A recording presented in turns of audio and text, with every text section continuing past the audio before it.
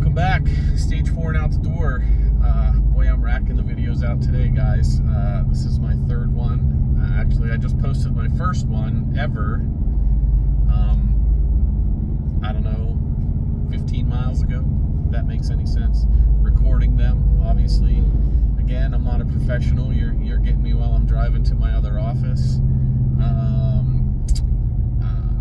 So my last video was about my diagnosis, and I talked a little bit about the depression that I had right after that. So I wanted to talk about that again. I wanted to dive a little deeper into the depression because it's going to happen. And it was bad for me. I hid a lot from my family, and let me tell you something, guys. My emotions are on my sleeve. If you know me, you know that, excuse me, I got to pull out this intersection. If you know me, you know that I'm an emotional guy. I laugh, I cry, I probably divulge too much. But I still hid a lot from my family. My wife,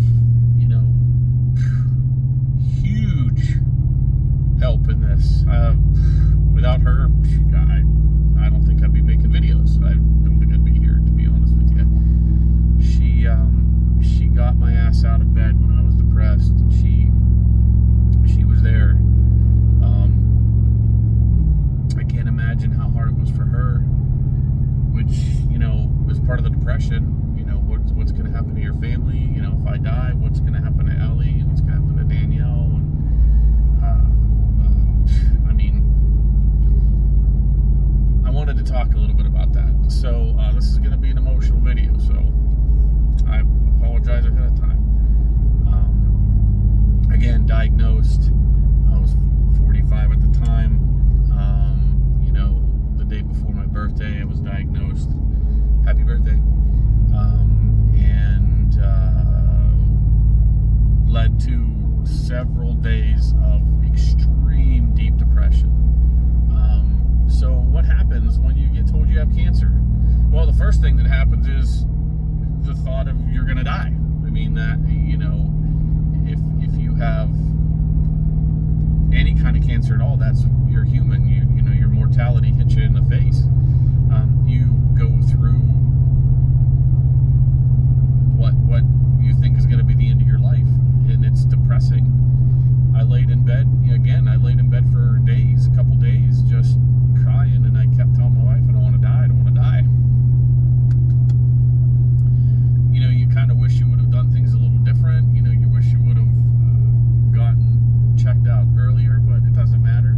The reality of it is you are where you are. And, I gotta tell you, one of the first things that helped me out was letting go of the past. Because what ifs don't mean shit. What if I would have gotten to the doctor sooner? Doesn't matter, it's irrelevant. I was where I was. What if I would have, gotten some kind of random, screening or something like that earlier? That probably would have been great, but the reality of it is I was where I was. So let go of the what ifs, let go of the past. You are where you are. You need to deal with that right now. If you waste your compute cycles on the past, you're not helping your situation. So let that go. It's rough. I get it, but you gotta let it go. And the next thing you're gonna do is get mad. You are gonna be pissed. You're gonna be mad at the world. You're gonna be mad at yourself, at your body, at everything.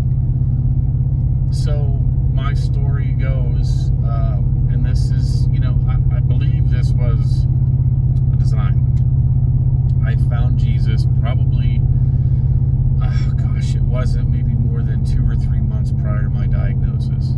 We found a new church through some really good friends, and we started going to church, and I've never really been a church guy. I've definitely believed, but I never have been a church guy. We started going to church, and we were baptized in the new church. Went every week, loved it. having a good time. Then I get diagnosed. So, found Jesus, right? And then I get diagnosed, and I literally renounced him. I was so mad at him. Why did you let this happen to me? My whole life I've been good. I don't, never murdered anybody. That's good. Never did drugs. Never drank. Really, I never really drank that much. I was a fireman for 15 years. My whole career path is in helping children. I was a teacher for a while, almost a teacher. My whole life has been angled towards helping people, helping kids now. My whole career is working with kids. Why did this happen to me? So I renounced him. And for a good while, for months and months, I don't know how long, it was a while, I was done. I was like, if this can happen to me, then there is no God, and I don't believe. But that's from the depression. That's from being angry. That's from not knowing what was going on. At this point, I didn't know what treatments were. I didn't know if I was having surgery. I didn't know the extent of the cancer. I didn't know anything. It was all dark. Of course, that feeds into the depression. That feeds into the anger. That feeds into all this negative stuff. And until I really got into the doctor and talked a little about what the diagnosis was, and had, I can't tell you how many scans and PET scans and MRIs and blood draws and all this stuff, and then they started narrowing it down, giving me a plan. Once I had a plan, once I knew there was a possible outcome, and once I knew that I wasn't terminal, okay, that's a big thing too, because your mind immediately goes to, I'm dead. But once the doctors tell you got a good fighting chance, man, let's do this, the depression starts coming away, starts lifting away, and that's what happened. I started feeling better. The best I could. I was still extremely depressed, probably for a good year. I was pretty depressed.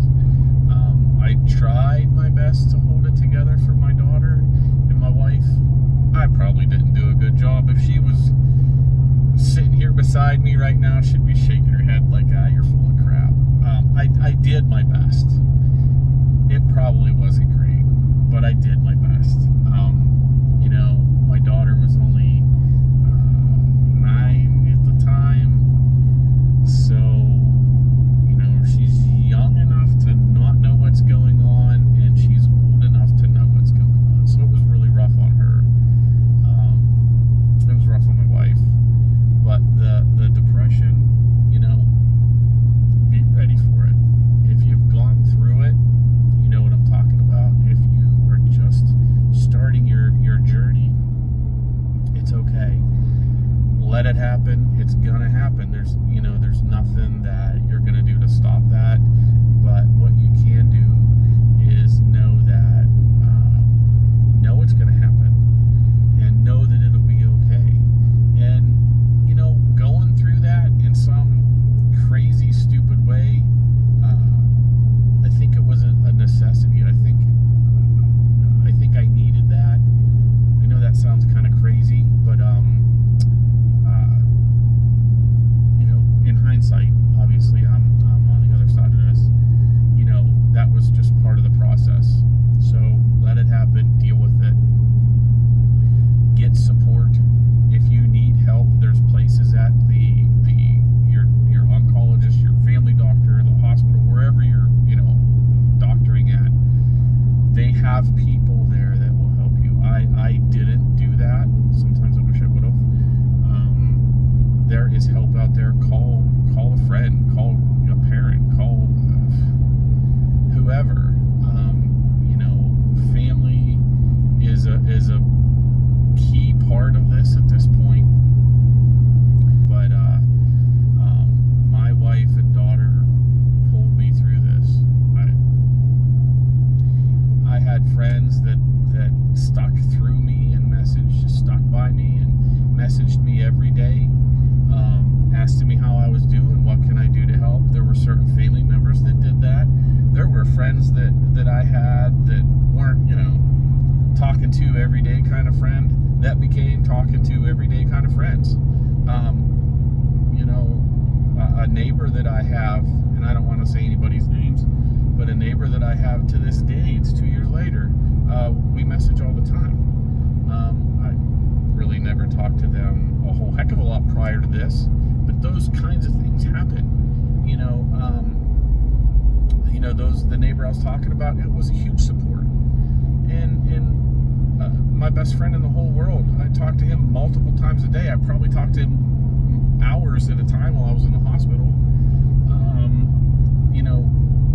Family members that, messaged me every day, called me. You keep those people close because you need them.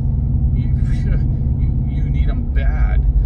Someone to talk to, someone to just ask how you doing. It makes you feel loved. It makes you feel wanted. It makes you feel like you need to pull through this for other people. Family and friends, man, check that box. Line them up. You're gonna need them. Not just in the beginning of your journey, but buddy, the whole way through. And I'll tell you another thing. To this day, I have stronger friendships with the people that stuck beside me and the people that message me every day. And you all know who you are. I don't want to name names, but I have a core set of maybe 5 people that were there every day, messaging, calling, asking if they can help out. Now, a couple people were there for a little bit and then they dwindled away. That's fine. I saw a sermon on my phone, a YouTube video, and the gist of this guy's sermon was, it's okay that friends come and go. God puts these friends in your way, in your path, so you run into them because you needed them at that point. And then when God needs them somewhere else, or God needs you somewhere else, He moves you along. That doesn't mean that those friends are bad people, or something happened, or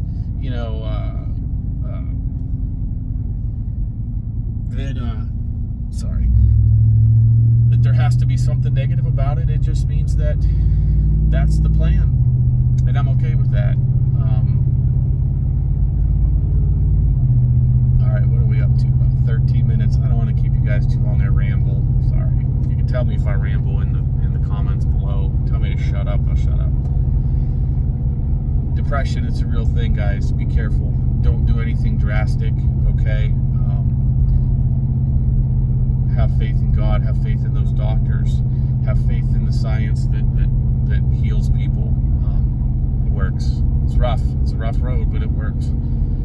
Don't do anything rash. Stage 4 and out the door.